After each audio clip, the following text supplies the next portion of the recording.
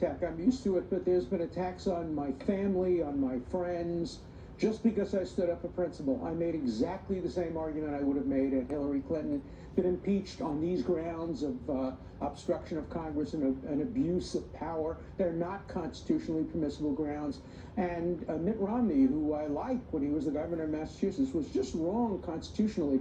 The argument he gave against my position is that if a president were to pardon Republicans rather than Democrats, that would be an impeachable offense. No, it wouldn't be. Let me give you some proof of that. When George H.W. Bush pardoned Caspar Weinberger and 4 other people on the eve of his trial in order to end the Iran-Contra investigation, Mitt Romney didn't call for an impeachment investigation, and there was no impeachment investigation. You need to find a crime or criminal type behavior akin to treason or bribery, and they didn't find that. They didn't even charge it in this case. So today was a great day for the Constitution. The Constitution was saved from people who were trying to destroy it and diminish it.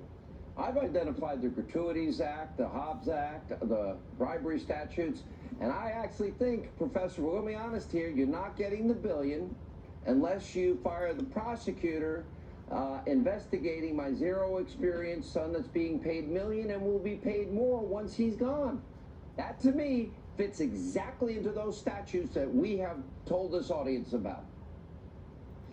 And I made that analogy when I spoke in front of the Senate. I said, what if in the back of Joe Biden's mind, who I like very much, in back of his mind he was saying, you know, this isn't the public interest, but, you know, it might help my son a little bit and the company. According to the managers, that would be an impeachable offense, just because in the back of his mind he had interest in his son or interest in re-election. That's the point I was trying to dispute. Every politician is interested in their re-election. That doesn't turn innocent conduct into impeachable conduct. Of course, if a president commits a crime, he should be impeached. That's what the Constitution says.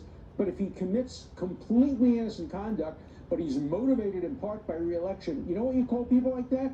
Politicians. That's what all politicians do.